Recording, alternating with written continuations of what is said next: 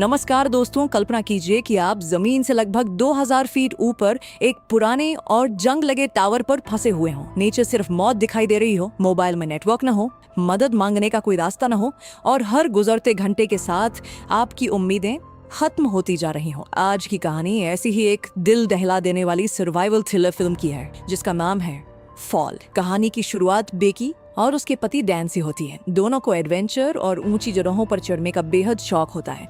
एक दिन वे अपने दोस्तों के साथ खतरनाक पहाड़ों पर क्लाइंबिंग कर रहे होते हैं। सब कुछ सामान्य चल रहा होता है, लेकिन तभी एक हादसा उनकी जिंदगी बदल देता है। डैन का संतुलन बिगड़ जाता है और वह गहरी खाई के ऊपर लटक जाता है। बेकी और उसके साथी उससे बचाने की पूरी कोशिश करते हैं, लेकिन कुछ ही पलों में उसकी पकड़ छूट जाती है और वह सैकड़ों फीट नीचे गिर जाता है। अपने पति की मौत को बेकी अपनी आंखों के सामने देखती है। ये हादसा उसे अंदर से तोड़ देता है। लगभग 1 साल बीत जाता है, लेकिन बेकी उस दर्द से बाहर नहीं निकल पाती। वह अकेलेपन और दुख में डूब चुकी होती है।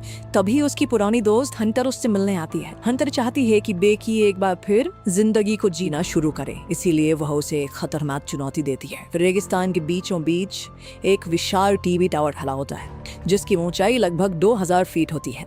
हंटर चाहती है कि वे दोनों उसकी चोटी तक चढ़ें और वहां से डैन की अस्थियां हवा में बिखेर दें।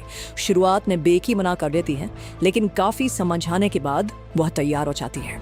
दोनों लंबा सफर तय करके उस सुनसान जगह पर पहुंचती हैं। चारों तरफ वीरानी फैली हुई होती है। दूर दूर तक कोई इंसान दिखाई नहीं देता। उनके सामने खड़ा विशाल टावर देखकर ही डर लगने लगता है। फिर भी दोनों हिम्मत जुटाकर ऊपर चढ़ना शुरू कर देती है। जैसे जैसे वे ऊपर जाती हैं, हवा तेज होती जाती है। टावर का पुराना लोहा अजीब आवाजें करने लगता है। कई जगहों पर जंग लगी हुई होती है। बेकी को बार बार लगता है कि यह टावर कभी भी टूट सकता है, लेकिन अब वापस लौटना भी आसान नहीं होता। काफी संघर्ष के बाद दोनों आखिरकार टावर की सबसे ऊपरी जगह तक पहुंच जाती हैं। इतनी ऊंचाई से पूरी दुनिया खिलौनों जैसी दिखाई दे रही होती है। दोनों वहां तस्वीरें खींचती हैं, वीडियो बनाती हैं और अपनी सफलता का जश्न मनाती है। इसके बाद बेकी अपने पति डैन की अस्थियां हवा में बिखेर देती हैं। यह उसके लिए बेहद भावुक पल होता है, लेकिन असली मुसीबत अब शुरू होने वाली थी। जब दोनों नीचे उतरने की तैयारी कर रही होती हैं, तभी अचानक टावर की पुरानी सीढ़ी टूट जाती है। एक जोरदार धमाके के साथ नीचे जाने का पूरा रास्ता खत्म हो जाता है।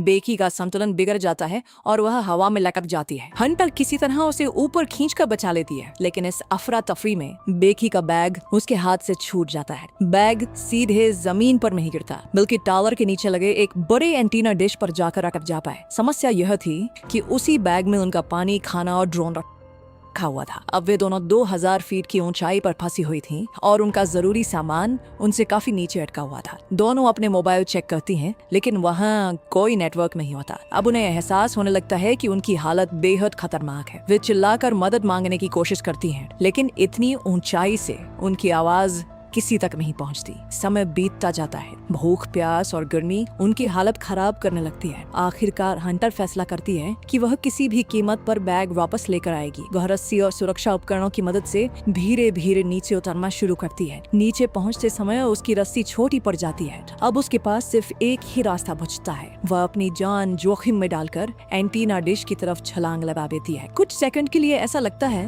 कि वह नीचे गिर जाएगी, लेकिन वह सफलतापूर्वक डिश तक पहुंच जाती है। अब उसके हाथ में बैग होता है। वह बैग को सुरक्षित करती है और किसी तरह जरूरी सामान वापस हासिल कर लेती है। हंटर जैसे तैसे अपनी सेल्फी स्टिक की मदद से रस्सी पकड़ लेती है। देखिए उसे ऊपर खींचती है। ऊपर चढ़ते वक्त हंटर का पैर फिसलता है और वो झटके के साथ नीचे की ओर जाती है। बेकी डरते हुए नीचे देखती है और हंटर को सही सलामत पाती है। बेकी हंटर को बैग के साथ ऊपर खींचती है। इसके बाद दोनों ड्रोन की मदद से बचाव संदेश भेजने की कोशिश करती हैं।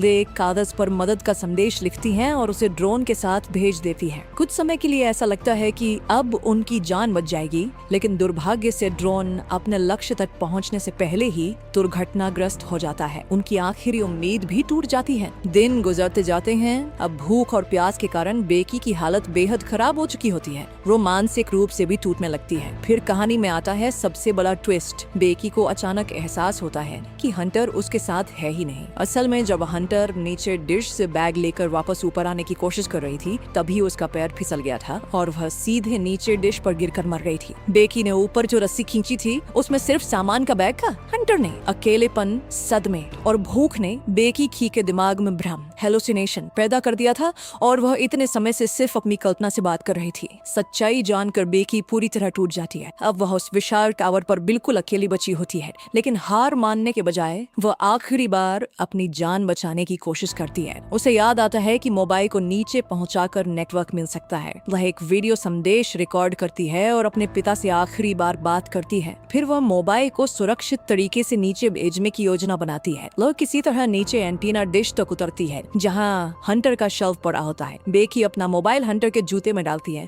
और फोन को पूरी तरह सुरक्षित रखने के लिए उसे हंटर के शव के अंदर छिपा देती है। फिर वह उस शव को 2000 फीट नीचे गिरा देती है। इस बार किस्मत उसका साथ देती है। जमीन के करीब पहुंचते ही मोबाइल को नेटवर्क मिल जाता है और उसका संदेश उसके पिता तक पहुंच जाता है। उधर बेकी अपनी बची हुई ताकत के सहारे टावर पर जिंदा रहने की कोशिश करती रहती है। हर मिनट उसके लिए मौत से लड़ाई जैसा होता है। आखिरकार बेकी के पिता और रेस्क्यू टीम उस जगह तक पहुंच जाते हैं। काफी मेहनत के बाद बेकी को सुरक्षित नीचे उतार लिया जाता है। कई दिनों की भूख, प्यास और मानसिक यातना झेलने के बाद आखिरकार उसकी जान बच जाती है। जब वह अपने पिता से मिलती है तो दोनों भावुक हो जाते हैं। बेकी समझ चुकी होती है कि जिंदगी में आगे बढ़ना जरूरी है। कुछ जख्म कभी नहीं बढ़ते, लेकिन उनके साथ जीना सीखा जा सकता है। और इसी भावुक संदेश के साथ इस शानदार सर्वाइवल थ्रिलर फिल्म की कहानी समाप्त होती है। दोस्तों, अगर आपको यह कहानी पसंद आई हो तो वीडियो को लाइक जरूर करें, चैनल को सब्सक्राइब करें और कमेंट में बताएं कि 2000 फीट की ऊंचाई पर फंसने के बाद आप क्या करते। धन्यवाद।